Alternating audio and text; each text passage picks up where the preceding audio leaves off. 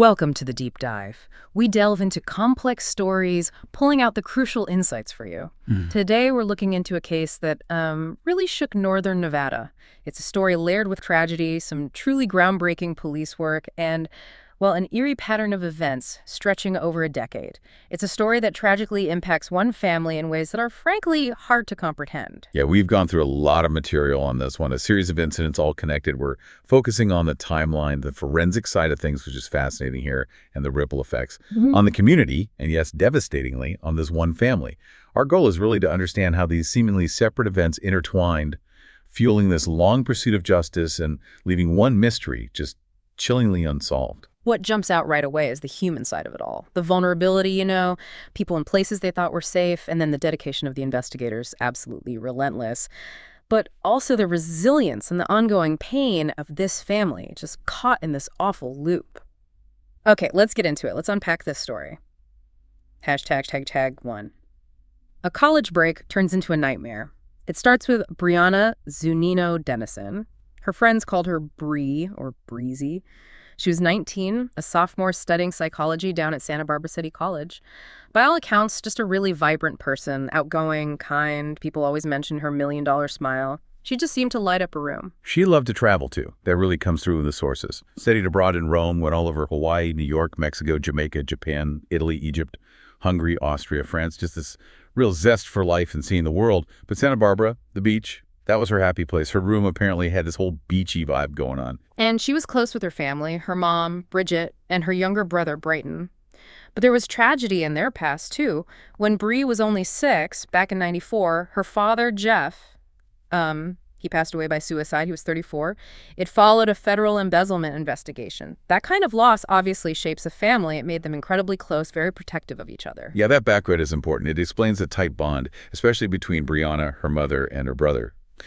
Bridget was a single mom working hard, and Bree really stepped up as a supportive older sister. Right. So January 2008, she's back home in Reno for winter break, excited to see her high school friends, planning to go to this big event, SWAT 72. It was like a weekend thing for students, winter sports, concerts, just typical college break stuff, Yeah. catching up, having fun. Okay, so the night was January 19th, 2008. A Saturday. Brianna and her friend Jessica went to a concert, part of that SWAT event. Afterwards, they met up with another friend, Katie Hunter, at this house near the University of Nevada Reno campus. People called it the Big Orange House.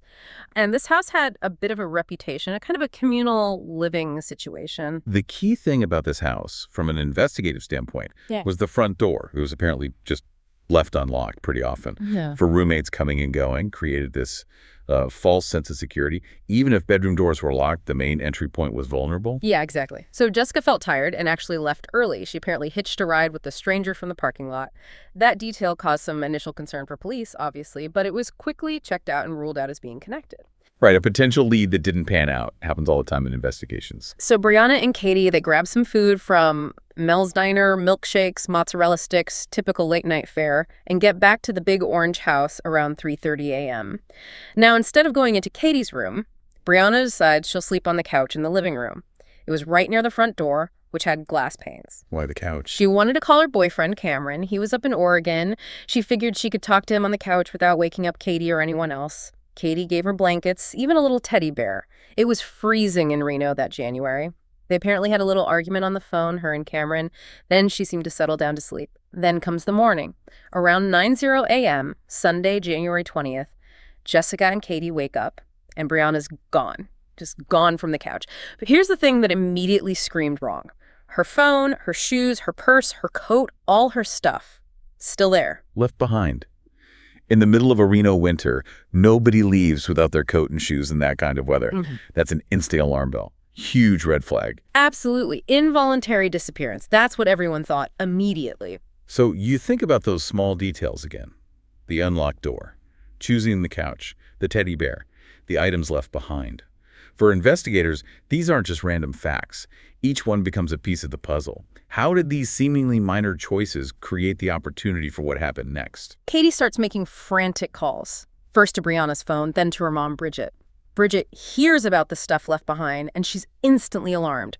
She's already on her way over when Katie calls back, completely hysterical.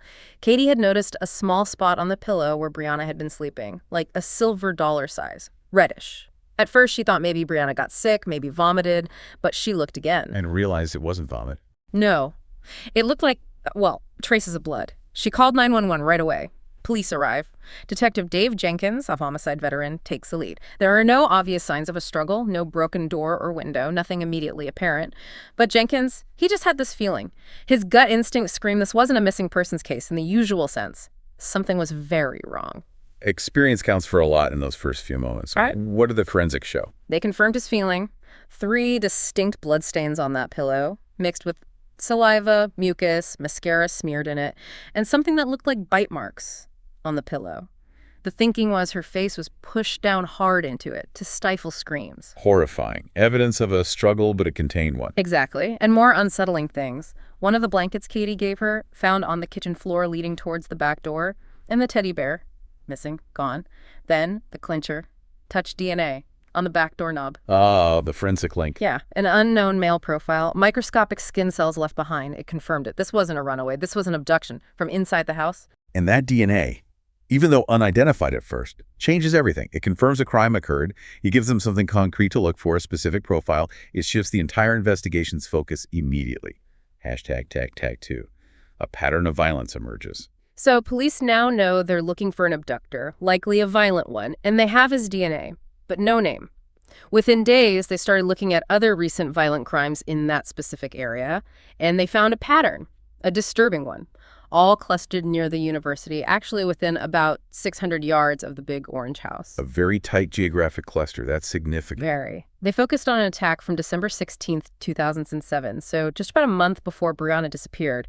A 22-year-old foreign exchange student walking near campus, abducted, sexually assaulted. The attacker tried to strangle her. When that didn't work, he covered her nose and mouth until she lost consciousness. She woke up inside a truck, was assaulted again, and he told her, if you see my face, if you tell the police, I will kill you. Then he just dropped her off. Chilling. Any description? Yes, and crucially, he took her underwear like a trophy. Okay. She described him, white male, 20s or maybe early 30s, 5'9" to 6'3", heavy build, brown hair. And she mentioned specifically thick, meaty fingers. She also got a good look at his truck, a 2005 or 2006 Toyota Tacoma extended cab, distinctive radio, red and blue lights, and even a baby's shoe on the floor. Really specific details. Okay, those details are gold for investigators. But the DNA is the key link here, right? Bingo. They processed the rape kit from that December assault and the DNA profile. It matched the unknown male DNA from the doorknob at the big orange house. Wow. Okay, so now it's confirmed. Serial offender, same guy. Exactly. The MO, the location, the DNA, it all pointed to one person escalating his attacks. And that consistency is often what helps catch these individuals. Even if they vary slightly, core behaviors, the signature like taking the underwear, often stays the same. It lets police connect the dots between cases that might otherwise seem isolated. So now they have matching DNA from 2 incidents, a physical description, vehicle details, and the news gets out publicly. And that prompts another victim to come forward. She'd been attacked even earlier, October 22nd, 2007, in a parking garage on the UNR campus, attacked from behind, raped at gunpoint, but she managed to get a glimpse of his face. A glimpse is sometimes all it takes. Right. She worked with a police sketch artist, and they created a composite sketch of the attacker. And again, her underwear had also been taken. Same sickening trophy behavior. So the sketch now gives a face to the fear. Precisely. And the fear in Reno, especially around the university, was palpable. You could feel it. People were locking doors who never locked doors. Pepper spray sales went through the roof. Gun sales reportedly increased too. It just shows how one person's actions can completely terrorize a community, change daily life, shatter that sense of safety. That sketch is powerful. It mobilizes the public, makes them active participants in the search. But it also puts pressure on the offender. He knows people are looking for that face now. The search effort for Brianna was just massive. They covered 100 square miles. Over 1,700 volunteers came out, ordinary people giving their time, plus the FBI, the National Center for Missing and Exploited Children, K-9 unit searching, helicopters overhead, everything you could throw at it. Her case even got featured on America's Most Wanted on February 2nd. National exposure. Trying every avenue. And the community raised $150,000. A huge amount, specifically to help the Washoe County Crime Lab process this backlog they had, almost 3,000 DNA samples waiting. The hope was maybe the attacker's DNA was already sitting in that backlog from some prior offense, but they processed them all, and no match, not for Brianna's case. That's the frustration of forensics sometimes. You have the DNA profile, but you don't have the lock it fits into yet. The database doesn't have them, or at least not under that profile yet. A dead end, despite all the effort. Hashtags tag 3. A grim discovery in chilling details. So weeks are turning into almost a month. Hope is dwindling. And then, February 15th, 2008, a worker, Alberto Jimenez, is taking a shortcut during his lunch break. Through this vacant lot in South Reno, he sees something under a discarded Christmas tree. At first, he thinks it's maybe a mannequin. He notices these bright-colored socks, feet sticking out. Oh, no. Yeah. He gets closer, and the reality hits him. It's not a mannequin, it's a body. He sees cuts on the shoulder. He even notices what looks like a bite mark on the face. He runs back, gets his manager. They call 911. The next day, police confirm it's Brianna. Devastating. Absolutely devastating for the family, for everyone searching. The autopsy confirmed the brutality, widespread bruising, clear signs of a struggle. The cause of her passing was strangulation, and she had been sexually assaulted. But there was another discovery. Under her right knee, 2 pairs of thong underwear, balled up, one pink, one black, with a Pink Panther cartoon on it. And they definitely did not belong to Brianna. Wait, underwear that wasn't hers, found with her. Exactly. And here's the truly chilling part. Katie, Brianna's friend from the Big Orange House, she recognized the pink pair. They were hers. She told police she hadn't even realized they were missing, which was bizarre because she always locked her bedroom door. So, the implication is, he somehow got into Katie's room before the attack, or maybe even before they got home. How? It's unclear how he accessed them. But the most horrifying part was the conclusion investigators reached based on the evidence. They believed Katie's pink thong was used as the ligature, the item used to strangle Brianna. Oh my God. Yeah, they found Brianna's DNA on the thong string, and the marks on her neck were consistent. He used her friend's underwear to end her life. That's beyond just violence. That's a level of psychological violation, of taunting. It's monstrous. It speaks volumes about the offender's mindset. This isn't just about the act itself. It's about control, degradation, leaving this horrific signature that extends the trauma to others close to the victim. What does that tell us about his psychology? It suggests a deep need for power, for control that goes beyond the physical act, a calculated cruelty. For the Denison family, this news just shattered everything. The grief was unbearable. But Bridget, Brianna's mom, she channeled that agony. She spoke publicly, saying finding the killer was now everything. Not just for Brianna, but to stop him from doing this to anyone else. That became their mission: justice and preventing future tragedies. So they have Brianna's body, they know how she passed away, they have the killer's DNA from 3 crime scenes, they have descriptions, a sketch, but still no arrest. 10 months pass. 10 agonizing months for the family and the community. The case felt stalled. Then, November 1st, 2008, a call comes into the secret witness hotline. Anonymous. It's a woman. Her friend had confided in her. She'd found women's underwear hidden in her boyfriend's truck, multiple pairs. Underwear in the truck, given the trophy-taking signature, that's a huge red flag. A massive one. And the boyfriend, James Biella. He fit the general description of the suspect. He'd also recently sold a truck matching the description the first victim gave. And the tipster mentioned he had those thick, meaty fingers. The anonymous tip, often the key that unlocks everything. It takes courage for someone to make that call, especially about someone they know. Absolutely. So police focus on James Michael Biella. He's 27, maybe 28 at the time, lives in Sparks, near Reno. Background check, ex-Marine, but dishonorably discharged for drug use. Blue belt in martial arts. Worked as a pipe fitter. Had a 4-year-old son with his girlfriend, Carlin Harmon. People described him as outgoing, but with a really bad temper. A notorious temper. Okay, so he fits the physical profile, the potential capability. What happens next? Detective Adam Wignansky approaches Biella, asks for a voluntary DNA sample. Standard procedure. Rule him in, rule him out. Biella refuses. Flat out refuses. Says Carlin can give him an alibi for the morning Brianna was taken. Refusing a voluntary sample isn't proof of guilt, but it definitely raises suspicion, especially combined with the tip. What about the girlfriend, Carlin? This is where it gets interesting. Police talk to Carlin, and she doesn't provide the alibi James expected. Instead, she talks about their relationship problems, how they were sleeping in separate rooms, how James would just disappear for days sometimes. No explanation. And she admits Finding that underwear in his truck had made her suspicious too, especially after Brianna's case was all over the news. So she's having her own doubts. Major doubts. And she decides to cooperate. She agrees to provide a DNA sample from their 4-year-old son. Wow, using familial DNA. That's clever. It was the breakthrough. The lab tests the son's DNA against the profile from the crime scenes.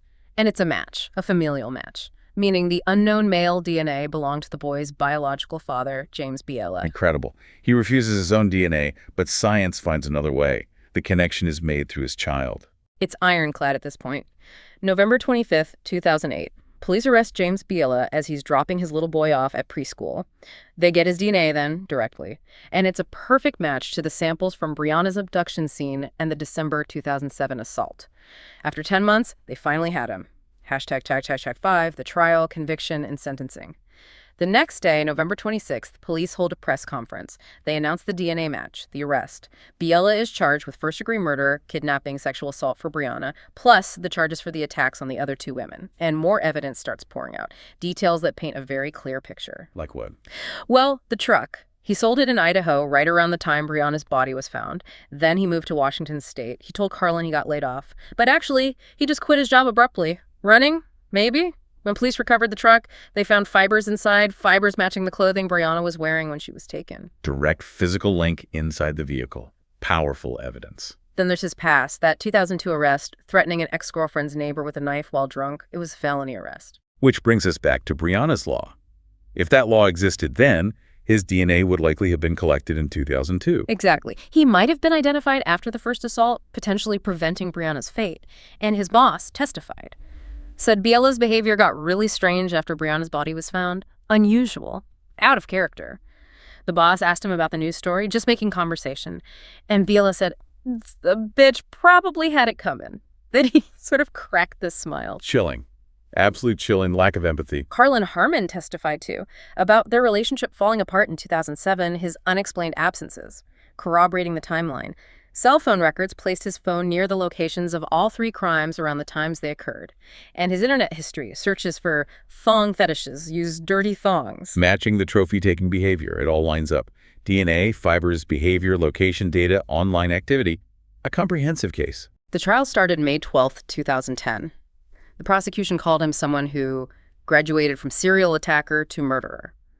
The defense tried to argue the DNA was inconclusive, which was a tough sell given the multiple matches. They focused heavily on his childhood, terrible abuse, father beating the mother nightly, kids living in fear, trying to paint him as a product of trauma, seeking mitigation. They also said he'd been a model inmate while awaiting trial. The troubled childhood defense. It's complex. It might explain behavior, but does it excuse it in the eyes of a jury? The testimony from the 2 surviving victims was incredibly powerful. They faced him in court. One of them directly pointed at him, told him, "Look at me." He wouldn't, just kept his head down. Before deliberations, Biella made a statement. So he was sorry the incident destroyed families, regretted he wouldn't see his son grow up, kind of focused on himself, some felt. The jury didn't take long. 2 hours. June 2nd, 2010. Guilty on all counts. Unanimous. Swift decision. Seems the evidence was just overwhelming. Sentencing came July 31st, 2010. For Brianna's murder, the death penalty. And for the other attacks, 4 consecutive life sentences, meaning even if the death penalty was overturned on appeal, he'd serve a minimum of 36 years just for those before even being eligible for parole, essentially ensuring he'd never get out. That's significant. The rejection of the childhood defense shows a societal line trauma explains, but doesn't absolve responsibility for such violence. Those extra life sentences are crucial insurance against the appeals process for capital cases, which can take decades. It guarantees public safety regardless of the death penalty outcome. Biella did appeal, twice, most recently in 2019. Claimed his lawyers were ineffective, tried to argue the DNA was weak again. The Nevada Supreme Court unanimously rejected all his arguments. They found ample evidence against him. Pointed to the DNA, the fibers, the fact he fled and sold the truck. So James Biella is currently on death row at Ely State Prison in Nevada. His execution date hasn't been set. Carlin, understandably, cut all ties. #6, legacy and lingering shadows. But something positive did come from this horror, Brianna's Law. Signed in May 2013, it mandates DNA collection upon any felony arrest in Nevada. A direct result of this case, of the fact Biella's DNA wasn't collected back in 2002. It's a tangible legacy, and it begs that question again. If that law existed earlier, could Biella have been stopped sooner? Very likely. It shows how one case can drive real systemic change to protect others down the line. For the Denison family, rebuilding has been a long, painful process. Bridget and Brighton eventually moved away from Reno. Too many painful memories. They have a tradition, though. Every year on Brianna's birthday, they eat sushi, her favorite food, a quiet way to remember her. Bridget doesn't do interviews anymore. Just too hard to keep reliving it all. Brighton seems to be doing well, has a son now, living life fully, trying to move forward. It's unimaginable grief, compounded by the nature of the loss.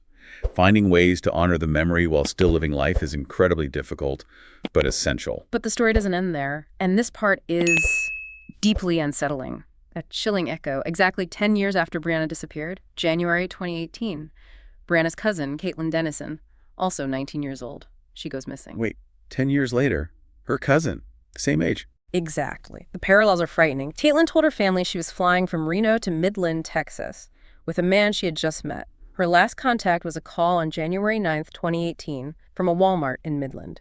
Using Wi-Fi, her phone wasn't working properly. She told her family the man she was with.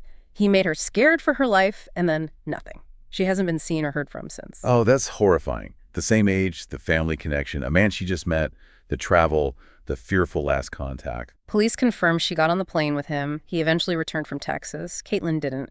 He's been questioned, but the investigation seems stalled. No charges filed related to her disappearance. It's just gone cold. Caitlin is described as 5 feet tall, 120 pounds, blue eyes, blonde hair, distinctive tattoos, alien and M on a knuckle, a Libra scale on her forearm, multiple piercings. As of recent reports, she is still missing. 7 years later now. Authorities are still pleading for any information. It's just gut-wrenching. That recurrence of tragedy in the same family, under such eerily similar circumstances, it highlights this persistent vulnerability, the dangers that still exist, despite everything learned from Brianna's case. What can society learn from these repeating patterns to better protect young people? It's a heavy question with no easy answers. #TagTagTag outro. This deep dive into the Denison family story, it's just a stark reminder, isn't it? Even when justice seems served, like with Bila's conviction, the shadows of tragedy can stretch so far. New, disturbing chapters can unfold. The ripples just keep spreading. Absolutely. Brianna's case showcased forensic advancements, community power, determined investigators. Real progress was made. Brianna's law is a testament to that. But Caitlin's disappearance, a decade on, forces us to ask how much has really changed. Some dangers, some patterns of predation, they seem to persist, demanding our constant vigilance, a deeper understanding of vulnerability. So what stands out to you listening to this? These interwoven stories of loss, justice, and then more loss. How can communities protect people when dangers seem to repeat themselves, slipping through the cracks? Something to think about as we conclude this deep dive.